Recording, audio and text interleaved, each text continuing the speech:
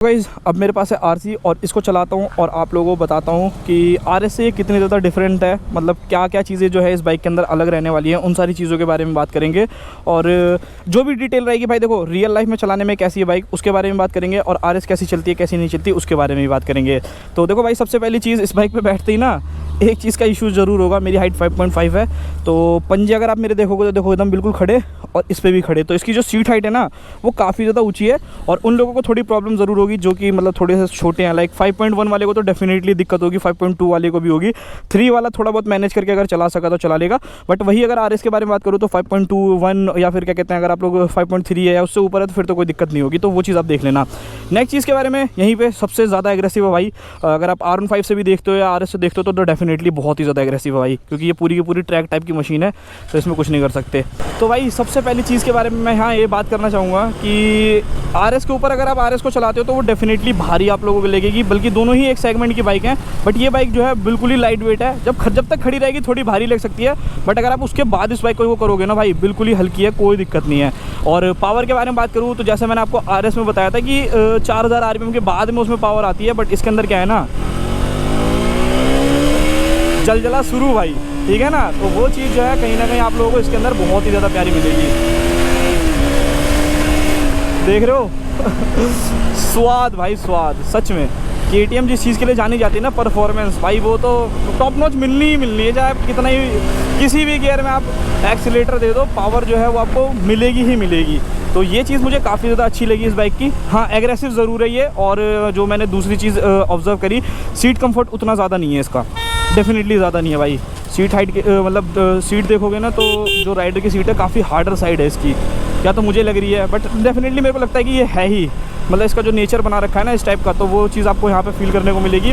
बाकी यहाँ पर अगर मैं बात करूँ नेक्स्ट चीज़ के बारे में, देखो अगर आप इसकी डिस्प्ले देखते हो तो मुझको लगता है कि इस नकली TFT से तो भाई वो सेमी डिजिटल कंसोल ही ज़्यादा बेटर है। मे भी हो सकता है काफ़ी लोगों को अच्छी लग रही हो, बट मुझे उतनी नहीं लगी कि एटलीस्ट इसके अंदर कुछ कलर तो रहने चाहिए थे। चलो पूरी TFT मत बनाते, कम से कम फ़ॉन्ट से वो थोड़े अच्छे होते तो थोड़ा और ज़्यादा मज़ा आता। तो वो चीज़ है, तो वो आप लोग देख लेना। बाकी भाई परफॉर्मेंस वाइज तो बहुत प्यारी है यार, आरएस से तो बहुत ही जल्दी भग रही है ये, सच में बहुत ज़्यादा प्यारी है। और वही नेक्स्ट चीज़ अगर मैं बात करूँ इसकी ब्रेकिंग के बारे में, तो ब्रेकिंग भाई मैंने जैसा आपको बताया 4 पिस्टन कैलिपर है, तो वो ब्रेकिंग जो आपको मिलेगी ना इसके अंदर, चाहे वो पीछे की हो चाहे वो आगे की हो, वो एक नंबर और लाजवाब मिलेगी भाई, लाजवाब। आरसी के बारे में यहाँ पे बात करी जाए तो देखो अभी इस ब्रेकर से निकला तो मुझे पता नहीं, फील ही नहीं हुआ भाई बिल्कुल भी कि मैं किसी ब्रेकर से या किसी गड्ढे से बाहर निकल रहा हूँ।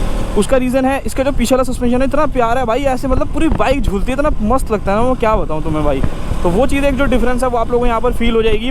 नेक्स्ट चीज़ के बारे में यहाँ पर बात करी जाए गियर के बारे में और क्लच के बारे में, तो देखो क्लच तो इसके लाइट है, मतलब है नहीं, शायद इसके अंदर स्लीपर क्लच आता नहीं है जहाँ तक मुझे मालूम है, बट उसके बावजूद भी काम काफ़ी अच्छा कर रहा है। गियरिंग जो है वो हार्डर साइड है, मतलब दोनों की सेम ही है, दोनों में कुछ खास डिफरेंस नहीं है, मतलब थोड़ा सा प्रेशर लगाना पड़ता है, बट आप रेगुलर चलाने लगोगे ना तो आप लोगों को कोई भी आप लोगों को ऐसा नहीं लगेगा कि बहुत ही ज़्यादा डिफरेंस है या फिर बहुत ही ज़्यादा अलग लग रही है, ऐसा कुछ भी नहीं है। तो वो चीज़ आप लोग यहाँ पर देख लेना। बाकी हीटिंग के बारे में बात करो देखो भाई, अगर थोड़ी देर भगाऊंगा ना तो ये आरएस से भी ज़्यादा हीट करती है, इसका रेडिएटर तुरंत ऑन हो जाएगा। तो वो चीज़ डेफिनेटली, जैसे अभी देखो यहाँ पर हाथ लगा रहा हूँ ना ऐसे, तो ये हीट मुझे महसूस हो रही है, और अगर आप रुकोगे तो वो तो डेफिनेटली आप लोगों को हीट जो है वो और ज़्यादा परेशान कर सकती है। बाकी अगर हैंडलिंग वाइज बात करूँ और टायर वाइज बात करूँ ना भाई, मैं क्या बताऊँ, मतलब जितना मर्जी लीन कर सकते हो कर लो भाई, जितना जिगजैग कर सकते हो उतना कर लो, जितना करना चाहो। 150 सेक्शन का टायर, फ्रंट में 110 लो प्रोफाइल टायर्स हैं, रेडियल टायर्स हैं, और क्या ही आप लोग लोगे भाई। मतलब जो 50,000 रुपये एक्स्ट्रा दोगे ना उसमें आपको शिकायत नहीं रहेगी कि भाई यार ये मैंने क्या 50,000 रुपये एक्स्ट्रा लगा दिए, ये वो, ऐसा कुछ भी नहीं है। बहुत ज़्यादा प्यारे हैं टायर्स की परफॉर्मेंस, बहुत ही ज़्यादा प्यारी है भाई, टायर की परफॉर्मेंस में एक नंबर है, टॉप नॉच। और भाई देखो जैसे मैंने शुरू में बोला, KTM जो है ना भाई वो बना ही परफॉर्मेंस के लिए है, एक एक्सीलेटर देते ही गाड़ी जो है वो गोली। हाँ नेक्स्ट चीज़ के बारे में यहाँ पर मैं ये चीज़ ज़रूर बात करना चाहूँगा वाइब्रेशंस के बारे में। तो वाइब्रेशंस चाहे वो BS6 हो, BS3 में तो बहुत ही थी, BS6 में भी अगर आप वाइब्रेशन देखोगे ना तो भाई देखो मैं एक 4000 RPM चल रहा हूँ, फुट पैक पे वाइब्रेशंस है, हैंडल बार पे वाइब्रेशन है, जो कि फील होगी ही होगी, चाहे आप कितनी सोच लो कि BS6 आ गई है तो कम हो गई होगी, ऐसा कुछ भी नहीं है। जैसे जैसे गाड़ी जो चलती चली जाएगी, ये गाड़ी लगभग 12,000 किलोमीटर चल चुकी है, तो वाइब्रेशन जो है वो डेफिनेटली आप लोगों को फील करने को मिलेंगे। हाँ एक चीज़ आरसी की मुझे अच्छी लगी, वो मैं आप लोगों को बताता हूँ क्या है, वो रहने वाले हैं ये मिरर्स। अब मिरर्स क्यों रहने वाले हैं वो भी मैं आप लोगों को बता देता हूँ कि RS के जो मिरर्स हैं ना वो बहुत ही मतलब एक तो ऑकवर्ड हैं और बहुत ही ज़्यादा ना मतलब एडजस्ट नहीं कर सकते, इन्हें बहुत एडजस्ट कर सकते हो। उनकी विजिबिलिटी बहुत अच्छी है भाई, पूरा वहाँ तक देखो, अगर आप लोगों को कैमरे में विजिबल हो रहा पीछे टेम्पो आ रही है, Hyundai की ईऑन आ रही है, तो वहाँ तक मुझे सब कुछ जो है वो दिख रहा है। तो वो एक चीज़ कहीं ना कहीं फील फैक्टर है भाई, आप लोग देख लेना। बाकी सस्पेंशन का तो मैंने आपको बता दिया, बहुत ही प्यारे सस्पेंशन है। सीट डेफिनेटली कंफर्टेबल नहीं है भाई, सच में मतलब दर्द हो रहा है मेरे अब थोड़ी दूर चलाने के बाद, दर्द जो है वो डेफिनेटली आप लोगों को होगा। तो ये चीज़ है। बाकी भाई मेरे हिसाब से तो देखो भाई RS उन लोगों के लिए ही है जिनका थोड़ा बजट कम है, थोड़ा सा कॉम्प्रोमाइज़ हल्का फुल्का करना है तो वो कर सकते हैं चीज़ों के अंदर। बट वही अगर आप लोग RC की तरफ जाते हो ना, भले 50,000 ज़्यादा दोगे मगर स्वाद बांध देगी भाई, स्वाद एक नंबर का स्वाद, एक नंबर बेहतरीन ज़बरदस्त भाई। तो अब हम लोग चलाते हैं भाई अपनी क्या कहते हैं RS, और उसके बारे में बताता हूँ कि उसमें क्या फील फैक्टर ज़्यादा अच्छा है और इसके अंदर क्या कमियां हैं, उन सारी चीज़ों के बारे में बात करेंगे। वैसे मुझे लगता नहीं है कि RC में ज़्यादा कमियां होगी उसके मुकाबले, बट हाँ डेफिनेटली कुछ चीज़ें तो कमी जो है वो आप लोगों को महसूस होगी ही होगी। सो गाइज़ अब बारी है भाई RS 200 की। तो मैं अब आप लोगों को बताने वाला हूँ कि RC तो चला करके बता दी कि उसमें क्या क्या चीज़ें अच्छी लगी मुझे RS के मुकाबले, और बहुत सारी चीज़ें थी, मतलब सब कुछ बता दिया ऑलमोस्ट। क्या आप लोगों को RC की जगह लेनी चाहिए या नहीं लेनी चाहिए, काफ़ी ज़्यादा बड़ा क्वेश्चन है, तो उसके बारे में बात करता हूँ। चलाते हैं इस बाइक को और फटाफट से सारी की सारी चीज़ें जो हैं वो आप लोगों को बताते हैं, आपको बताते हैं। तो भाई थोड़ी सी खींचने की कोशिश करी है। तो अब यहाँ पर देखो क्या सिनेरियो है, यही चीज़ अगर मैं KTM में करता ना भाई स्वाद आ जाता। स्वाद कैसा आ जाता है, एक तो वो लाइट वेट मशीन है, ऊपर से इंजन पावरफुल, तो वहाँ पर कहीं ना कहीं जो RS है थोड़ी सी पावर के मामले में थोड़ा बहुत लैग कर सकती है बिकॉज ऑफ इसका जो ये RPM का, या फिर आप लोग कह सकते हो कि जो इसके इंजन को ट्यूनिंग दी गई है ना वो थोड़ी सी अलग है। KTM को क्या है, ज़ीरो से स्टार्ट होते ही भाई वो सीधा पावर देना शुरू कर देती है क्योंकि वो बनी ही उस चीज़ के लिए है। इसमें क्या है 0 से 4000 RPM तक, ये चीज़ मैंने आप लोगों को, अगर आपने मेरी R15 और RS वाली राइड रिव्यू में देखा होगा तो उसमें भी मैंने ये चीज़ बोली थी। तो ये तो आपको हमेशा NS में भी ये चीज़ फेस करने को मिलेगी और RS के अंदर भी फेस करने को मिलेगी। तो एक चीज़ ये हो गई। अब बात करते हैं सेकंड चीज़ के बारे में जो कि मुझे KTM से इसकी ज़्यादा अच्छी लगी। KTM परफॉर्मेंस के लिए बनी है, ट्रैक व्रैक पे चलाना हो वहाँ पे आप आराम से भगा सकते हो, दौड़ा सकते हो, जो मन करे वो करो। इसके साथ फ़ायदा क्या मिल जाता है, इसके जो पूरा का पूरा जो हैंडल है भाई वो है अपराइट, मतलब आप लोगों का ऊपर की तरफ वो रखा है। तो इससे आपको क्या फ़ायदा मिलता है, इससे आप लोगों को ये फ़ायदा मिल जाता है कि लाइक अगर आप लोग RC से लॉन्ग टूर करने की कोशिश करोगे ना तो वहाँ पर थोड़ा सा आप लोगों को अनकंफर्टेबल फील हो सकता है क्योंकि वो काफ़ी ज़्यादा एग्रेसिव है। मतलब क्लिप ऑन हैंडल बार्स है तो खैर इसमें भी, बट वो काफ़ी ज़्यादा नीचे की तरफ है, तो जिसकी वजह से झुक के ज़्यादा बैठना पड़ता है। तो वो एक प्रॉब्लम है। और दूसरी उसके साथ प्रॉब्लम क्या है भाई, जिसकी हाइट मतलब सच में अगर 5.3 के आसपास है ना, आई डोंट थिंक सो कि आप लोग उस बाइक को चला पाओगे। पैर ही नहीं पहुँचे तो चलाओगे कहाँ से। एटलीस्ट चलो स्किल भी मैटर करती है, मान लो मेरी 5.5 हाइट है, स्किल मैटर करती है, अच्छी बात है। जब मेरे GS से 1250 पे पैर ही नहीं पहुँचेंगे तो चलाऊंगा क्या कद्दू।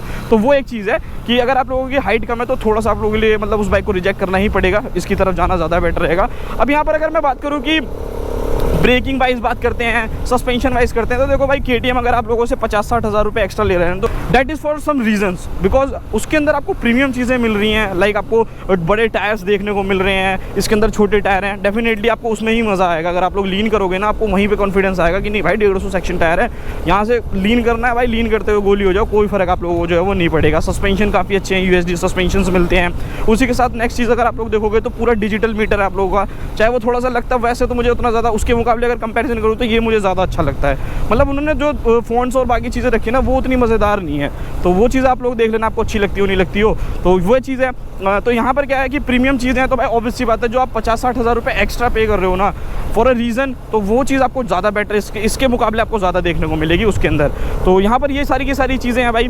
और अगर बात करूँ मैं ब्रेकिंग के बारे में कि ब्रेकिंग किसकी अच्छी है, अगर मैं बात करूँ कि भाई ब्रेकिंग किस बाइक की कितनी ज़्यादा अच्छी है, तो ब्रेकिंग डेफिनेटली भाई KTM की शुरू से वो परफॉर्मेंस के मामले में और ब्रेकिंग के मामले में और फीचर्स के मामले में भाई वो कभी भी किसी से पीछे नहीं रही है। वो बात अलग है कि आज के कुछ टाइम में मतलब RC 200 को भाई R15 ने अच्छा खासा कंपटीशन दे रखा है, तो वो एक चीज़ है। तो यहाँ पर अगर मैं ब्रेकिंग के बारे में बात करूँ तो डेफिनेटली आप लोगों को KTM में ज़्यादा बेटर फील मिलेगा। फीडबैक इसका भी अच्छा है, ऐसा नहीं है कि ये ब्रेक मारने में भाई आपको लगेगा कि भाई यार क्या ही ब्रेक है, बेकार है, नहीं भाई इसकी भी ब्रेकिंग अच्छी है, बट वो थोड़ा सा 10% आप लोग कह सकते हो या फिर 20% कह सकते हो कि वो ज़्यादा एक्स्ट्रा है। और 4 पिस्टन कैलिपर्स हैं तो वो डेफिनेटली बहुत ही अच्छा वर्क करेंगे।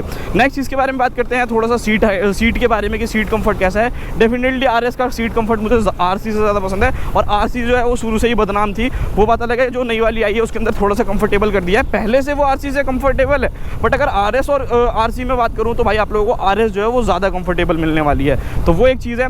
और यहीं पे अगर बात करी जाए भाई सस्पेंशन के बारे में, तो देखो भाई suspension any time any day KTM के, और वो भी RC सीरीज़ के सस्पेंशन, कोई मुकाबला नहीं है भाई, कोई मुकाबला नहीं है। दे आर मतलब सुपर ऑसम जिसे कहते हैं ना भाई, मुझे वो लगते हैं, चाहे वो फ्रंट के सस्पेंशन हो या रियर के सस्पेंशन हो। इसमें क्या है, फ्रंट का सस्पेंशन तो चलो फिर भी एक बार को निकल जाता है, बट पीछे वाला सस्पेंशन ना आपको झटका बड़ी तेज देता है, स्पेशली उन लोगों को जो राइडर एज अ पिलियन बन करके चल रहे हैं ना, उनको तो भाई पूरा कमर तक झटका लगता है। तो वो एक चीज़ आप लोगों के ऊपर देखनी पड़ेगी आप लोगों को। और वहीं अगर मैं बात करूँ क्या कहते हैं हीटिंग इशू के बारे में या वाइब्रेशंस के बारे में, तो देखो जो ये BS6 नई वाली आई है ना, इसके अंदर आप लोगों को वाइब्रेशंस जो हैं वो थोड़ी सी कम देखने को मिलती हैं अगर आप KTM से कंपैरिजन करते हो। KTM में ना भाई बहुत ही ज़्यादा वाइब्रेशन है, पता नहीं क्यों है, हाई रेव इंजन्स है या क्या रीज़न है वो तो मुझे नहीं मालूम, बट अगर आप महसूस करोगे, रोज़ रोज़ चलाओगे ना किसी भी बाइक को, इसको भी चलाओगे तो आप कहोगे कि कहाँ है वाइब्रेशन, बट जब आप एक स्मूथर साइड बाइक पे जाओगे तब आप कहोगे कि हाँ यार अब समझ में आया कि वाइब्रेशन किसे कहते हैं। लाइक एक रॉयल एनफील्ड चला लो और इसको चला लो, आप कहोगे ही नहीं कि इसके अंदर वाइब्रेशन है। तो मेरे कहने का मतलब समझ रहे हो ना, मेरे कहने का ये है कि बुलेट में बहुत वाइब्रेशन है, खैर अब वाली में तो बहुत कमी हो गई है ऑलमोस्ट, तो वो चीज़ है। बाकी भागने में तो ये भी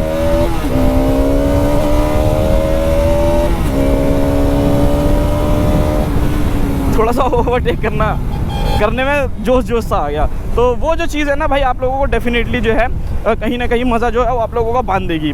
बाकी यहीं अगर मैं बात करूँ कि भाई देखो कौन सी बाइक को लेना ज़्यादा वैल्यू फॉर मनी रहेगा, तो वहीं ये सारी चीज़ें हैं। बाकी देखो भागने में ये भी कम नहीं थी, अभी ओवरटेक करना था भाई फट से नहीं ओवरटेक हो गई, पता भी नहीं लगा कि कब मैंने उसको ओवरटेक कर दिया। बट RC में थोड़ा और ज़्यादा मज़ेदारी आपकी बन जाती है, वो थोड़ा और ज़्यादा पुश जो है वो दिखाती है। बट अब यहाँ पर क्या है, वो बाइक इनिशियली में RS से तेज़ निकल जाएगी बिकॉज ऑफ लाइट वेट और पावर टू वेट रेशियो काफ़ी ज़्यादा अच्छा है उस बाइक का। तो यहाँ पर क्या है कि अगर आप लोगों को इनिशियली बहुत अच्छा पंच चाहिए ना, तो भाई वो आपको डेफिनेटली मिलेगा। तो भाई यहाँ पर जो ये सारी की सारी चीज़ें जो मैंने आप लोगों को बतानी थी बता दी। अभी मैंने आपको पावर का छोटा सा नमूना दिखाया, मतलब ओवरटेक करना था तो ऐसा नहीं था कि ये ओवरटेक नहीं करी, इसने भी तुरंत फटाफट ओवरटेक जो है वो कर लिया। क्या कहते हैं, जितनी भी गाड़ियाँ थी आगे RC से भी करते, RC थोड़ा और ज़्यादा पंच दिखाती, थोड़ा और एग्रेसिव भागती हूँ, मतलब एकदम से थ्रॉटल खोलते ही ना हालत ख़राब करती है कि वो भाई क्या पावर है। तो वो एक चीज़ मुझे उसकी काफ़ी लगती है। बाकी मैंने सस्पेंशन और बाकी सारी चीज़ें आपको ब्रेकिंग का बता ही दिया। टायर के बारे में जैसा मैंने आपको पहले ही बोला कि भाई डेफिनेटली टायर में तो उसकी मज़ा आएगा। इसमें 130 सेक्शन में ना फ्रंट का तो चलो फिर भी एक बार को 100 है, चलो ठीक है चल जाएगा, बट पीछे वाला ना थोड़ा सा कहीं ना कहीं गिराता नहीं है ये टायर, चाहे लीन कितनी ही कर लो, मगर कहीं ना कहीं आप लोगों को ऐसा लगेगा कि भाई अब नहीं कर सकता लीन, अब मेरे को रुकना ही पड़ेगा, बस हो गया, जितनी मेरी स्किल्स थी वो सब काम में आ गई जितनी आनी थी। तो वो एक मैटर करता है आप लोगों के लिए, तो देख लेना। बाकी यहाँ पर अगर मैं बात करूँ बाकी चीज़ों के बारे में, लाइक हीटिंग इशू के बारे में अगर मैं बात करूँ, ये मैं आपको ज़्यादा फील होगी डेफिनेटली। देखो भाई हाई कंप्रेशन इंजन है, पूरी पावर निकाल चुके हैं उस इंजन की, मतलब पूरी जान निकाल चुके हैं। तो आप ये एक्सपेक्ट नहीं कर सकते कि वो आप लोगों को क्या कहते हैं बिल्कुल ही एकदम ठंडी होकर चलेगी। गर्म ये भी होती है, बट इसकी गर्मी क्या है ना इतनी महसूस नहीं होती है। चाहे आप नॉर्मली भी अगर आप लाइक ट्रैफिक में भी चलोगे ना तो ठीक ठाक है, कोई दिक्कत नहीं है, बट वही चीज़ अगर आप RC से करते हो ना तो भाई आप मतलब कहोगे कि भैया हालत ख़राब कर रही है ट्रैफिक में चलाने में। तो वो एक चीज़ कहीं ना कहीं आप लोगों के लिए देखना मैटर करेगी नहीं करेगी, वो तो आपके ऊपर डिपेंड करता है। बाकी अब क्वेश्चन निकल करके आता है कि भाई ले कौन सी बाइक, इतनी कुछ तो बता दिया आपने, गा दी जितना गाना था। तो लेने का क्या सीन है, लेने का सिनेरियो ये है, अगर आपका बजट है 2,10,000 के आसपास में, तो भाई आप आंख बंद करके इसकी तरफ चले जाओ, क्योंकि जब आपका बजट वहाँ तक नहीं जा सकता तो डेफिनेटली आपके रेंज में सिर्फ यही बाइक आएगी। एक अच्छा पावरफुल इंजन आपको मिलता है, फीचर्स भी जो है मतलब काम चलाने वाले सारे मिल जाते हैं, कोई ऐसी सच बहुत ज़्यादा कमी भी नहीं है। और बाकी यहाँ पर क्या है कि आपके लोगों की सर्विस कॉस्ट देखते हो या आफ्टर सेल सर्विस देखते हो कि भाई मैं कितना मतलब बजट, मेरे को सर्विस भी करानी है, मेरे को चीज़ें भी खरीदनी है, बाई चांस मान लो बाइक का कोई पार्ट टूट गया वो भी मैं, तो वो सारी चीज़ें जो हैं वो कहीं ना कहीं आप लोगों के ऊपर डिपेंड करती हैं कि बजाज की जो चीज़ें हैं वो काफ़ी ज़्यादा आपको चीपर साइड मिलेंगी, सस्ती मिलेंगी। KTM में अगर आप जाओगे तो भाई 2,000 रुपये की तो सर्विस मान के चलो, क्योंकि इस बाइक में और शायद KTM में 1.2 लीटर के आसपास इंजन ऑयल डलेगा, मुझे लगता है 1,200 रुपये के आसपास या जो भी 1,500 रुपये का, क्योंकि अगर आप मोटिव डलवाओगे तो KTM में तो मोटिव ही डलता है। इसमें भले एक बार को बजाज का डलवाओगे तो शायद 800-900 रुपये के आसपास, 700-800 रुपये के आसपास में, ये जानता मुझे मालूम है। तो ये चीज़ देख लेना, जेब पे भारी जो है वो KTM डेफिनेटली पड़ेगी, और ये थोड़ी सी सस्ती पड़ सकती है आप लोगों को। बाकी फील मज़ा वही है, बस थोड़ा सा पावर का कमी है, थोड़े से फीचर्स की कमी है, और कुछ नहीं है। इस बाइक की तरफ भी जा सकते हो अगर वैल्यू फॉर मनी प्रोडक्ट चाहिए। बाकी अगर आपको एक परफॉर्मेंस ओरिएंटेड बाइक चाहिए कि भाई गोल ही हो जाए गाड़ी, तो भाई आप KTM की तरफ जा सकते हो। तो यही था आज का वीडियो, आई होप सो आप लोगों को वीडियो पसंद आया होगा। मिलते हैं किसी और नेक्स्ट वीडियो में, तब तक के लिए बाय बाय।